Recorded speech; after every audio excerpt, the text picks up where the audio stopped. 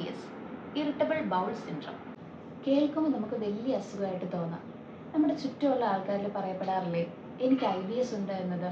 മിക്കപ്പോഴും ഉണ്ടാകുന്ന ബ്ലോട്ടിംഗ്, വയറുവേദന, ഭക്ഷണം കഴിച്ചതിന് ശേഷം ഇടയ്ക്കിടെ ടോയ്ലറ്റിൽ പോകാൻ തോന്നുക, ഇതെല്ലാം സാധാ ഡൈജഷൻ പ്രോബ്ലം ആയിട്ട് തോന്നാം. പക്ഷേ ഇത് IBS ആവാം. ഇന്നത്തെ വീഡിയോയിൽ നമുക്ക് IBSനെ പറ്റി കൂടുതൽ ഡിസ്കസ് ചെയ്യാം. എന്താണ് IBS? ഇത് കുടലിൻ്റെ പ്രവർത്തനത്തിലുണ്ടാകുന്ന ഒരു ചെറിയ ഡിസോർഡറാണ്. ഇതൊരു ലോങ് ടൈം ഗട്ട് പ്രോബ്ലമാണ്.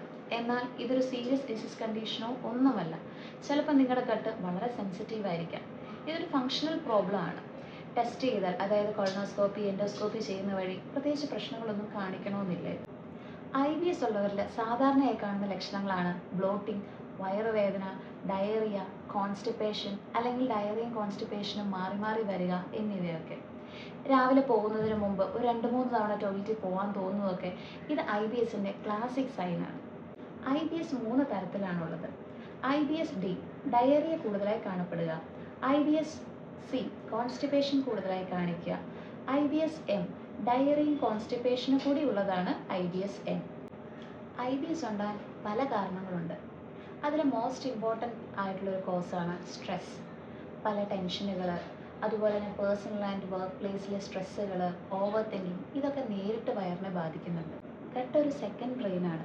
അതുകൊണ്ട് തന്നെ മൈൻഡും ഗട്ടും തമ്മിലുള്ള കണക്ഷൻസ് നമ്മുടെ വയറിൻ്റെ പ്രവർത്തനത്തിനെ അഫക്റ്റ് ചെയ്യുന്നുണ്ട്. സെക്കൻഡ് കോസാണ് ഫുഡ് സെൻസിറ്റിവിറ്റി. ചില ഭക്ഷണങ്ങൾ നമുക്ക് ട്രിഗർ ഉണ്ടാക്കിയേക്കാം. ടൂ മച്ച് ആയിട്ടുള്ള ടീ ഓർ കോഫിയുടെ ഉപയോഗം, ഓയിൽ ഫുഡുകൾ, അതുപോലെ തന്നെ സ്പൈസി ആയിട്ടുള്ള ഫുഡുകളുടെ ഉപയോഗം, മിൽക്കിൻ്റെ ഇൻടോളറൻസ്, ഇതൊക്കെ ഓരോ രീതിയിലായിരിക്കും ഓരോരുത്തർക്ക് കാണിക്കുന്നത്. ഏത് ഫുഡാണ് നമുക്ക് ട്രിഗർ ചെയ്യുന്നതെന്നുള്ളത് നമ്മൾ കണ്ടെത്തണം. Gut sensitivity. കുടല് വളരെ സെൻസിറ്റീവ് ആയിട്ടുള്ളവർക്കും IBS വരാനുള്ള ചാൻസ് കൂടുതലാണ്. Gut bacteria imbalance. കുടലിലെ നല്ല ബാക്ടീരിയയുടെ ബാലൻസ് മാറുകയും ഇത് ഡൈജഷനെ അഫക്റ്റ് ചെയ്യുകയും ചെയ്യുന്നുണ്ട്.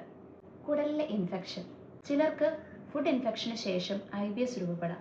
ഇതിനെ പോസ്റ്റ് ഇൻഫെക്ഷ്യസ് IBS എന്ന് പറയപ്പെടുന്നുണ്ട്. IBSനെ എങ്ങനെ കൺട്രോൾ ചെയ്യാം? ഡയറ്റ് ചേഞ്ചസ് ആയിട്ട് സ്മോൾ ആൻഡ് ഫ്രീക്വൻറ്റ് മീൽസ് എടുക്കുക. ഫുഡിൽ ഫൈബറിനെ ബാലൻസ് ചെയ്യുക. അതുപോലെ തന്നെ ട്രിഗറിങ് ഫുഡുകളെ കണ്ടെത്തി അവോയ്ഡ് ചെയ്യുക. മെഡിറ്റേഷൻ, യോഗ, ബ്രീത്തിങ് എക്സസൈസ് എന്നിവ വഴി സ്ട്രെസ്സിനെ മാനേജ് ചെയ്യുക.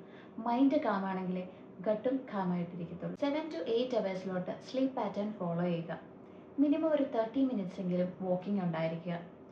IBS കംപ്ലീറ്റ്ലി ക്യൂറബിൾ അല്ല. അതിൻ്റെ സിംറ്റംസിനെ നമുക്ക് കൺട്രോൾ ചെയ്യാനായിട്ട് പറ്റും.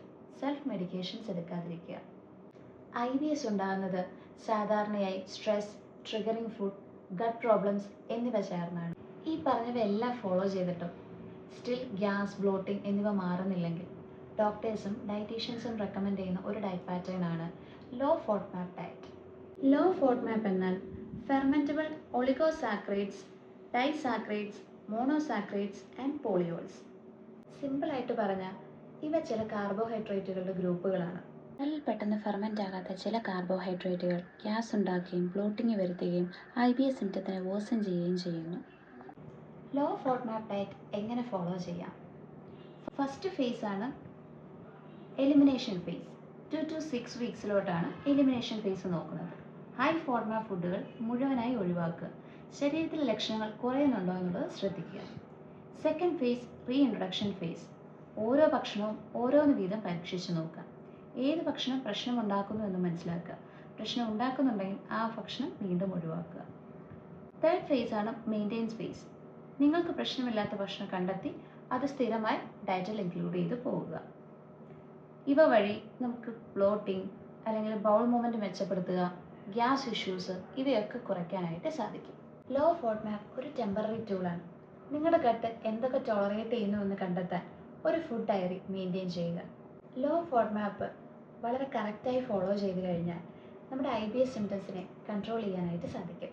IBS ഒരു ചെറിയ പ്രശ്നമായി തോന്നാം, പക്ഷേ ഇത് ഡെയിലി ലൈഫിനെ അഫക്റ്റ് ചെയ്യുന്നുണ്ട്. ലൈഫ് സ്റ്റൈൽ ചേഞ്ചസ് വഴി, പ്രോപ്പറായിട്ടുള്ള ഡയറ്റ് ഫോളോ ചെയ്യുന്ന വഴി IBS സിംറ്റത്തിനെ കൺട്രോൾ ചെയ്യാനായി സാധിക്കും.